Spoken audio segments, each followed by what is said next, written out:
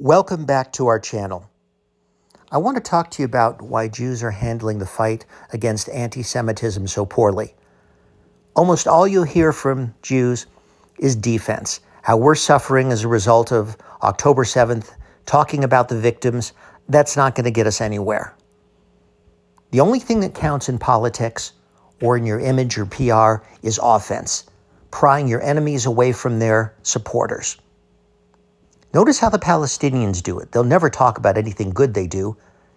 It's nonstop cry-bullying and lying, but they're always trying to pry Jews away and Israel away from their supporters. Unfortunately, that is how it is done in the modern world. Jews should quit talking as much as they are about how we've been suffering and start talking about how Jews' enemies, in this case, the Palestinians, the Islamists, their leftist allies, are making the world suffer.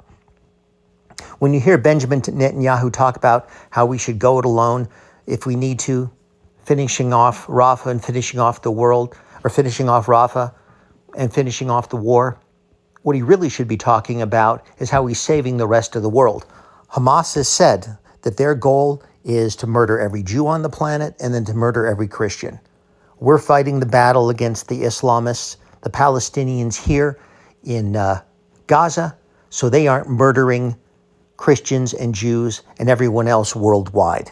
We are helping you. We are fighting the battle for you. You make people feel included in it. You make people feel like you're fighting the battle for them. You're struggling for them. People don't care about our problems. They only care about their own problems. And that's if you're lucky. So that's how it's done. You also take down your enemy in big, large bites, like a great white shark with its mouth open. Watch how the left does it so successfully in the U.S. It's Bush lied, chomp. It's tax cuts for millionaires and billionaires. You gouge out large chunks when you speak. You do not spew stupid statistics and policies and procedures because no one cares. 2 out of 3 Americans can't even name the 3 branches of government. Well, you do it this way too. Tell me something, Palestinians and your supporters. Tell us what's a Palestinian. Tell us who the founder of the mythical Palestinians is. And by the way, to all these phony supporters of Palestinians, explain why you've never ever asked for Hamas to shelter Gaza's women and children in their tunnels if you're so concerned about women and children. Obviously, you're not concerned at all. By the way, name one country in human history that saved more enemy civilian lives than Israel. You can't. And if you can't name a country that has done so, why are we even having this conversation? Take down your enemy in large, huge chunks. Separate your enemy from their supporters. Who's been a big part of these protesters against Israel? Blacks, women, gays, and LGBT. There is no good reason for them to be supporting Hamas, especially blacks. 28 million black slaves went to the Arab world, over 70 times the number of black slaves who went to the U.S.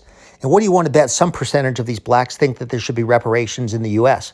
Tell me something. What should there be reparations for in the Arab world, considering over 70 times the number of blacks went there? And do you know why there's so few blacks in the Arab world? It's because those poor black men were castrated on the way there and had a life expectancy that could be measured in months. So let's use the primitive language of these leftists. The Arab world and Islam has been nothing but blacks oppressors. Jews were there every step of the way, supporting Martin Luther King. Half of the whites that came out and supported him were Jewish, and Jews fought, marched, and died along with Martin Luther King Jr. They are their liberators, and Islam has been the ones that victimized them. Let's keep going. Women, another easy one. Women in the Arab world tend to have less rights than dogs have in the U.S., the West, or Israel. Women forced to be covered up in public, murdered in countries like Iran, where if they're not wearing their hijab. And gays living in the West Bank, 10 years in jail. Gays and LGBT living under Hamas, you're thrown off a rooftop head first. Throw videos in there. A picture is worth 1,000 words. A video is worth 1,000 pictures.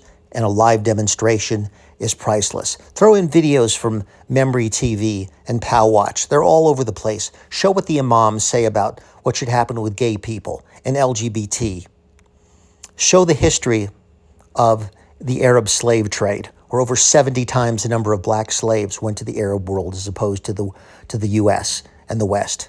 388,000 black slaves went to all of North America. Oh, by the way, 28 million black slaves went to the Arab world, all the men castrated on the way there, with a life expectancy that can be measured in months. That's why there's so few blacks in the Arab world. Gouge out large chunks when you speak. Go on offense. Pry the Islamists and the Palestinians and Hamas away from their leftist supporters. Anything else is not going to be very, very effective at all.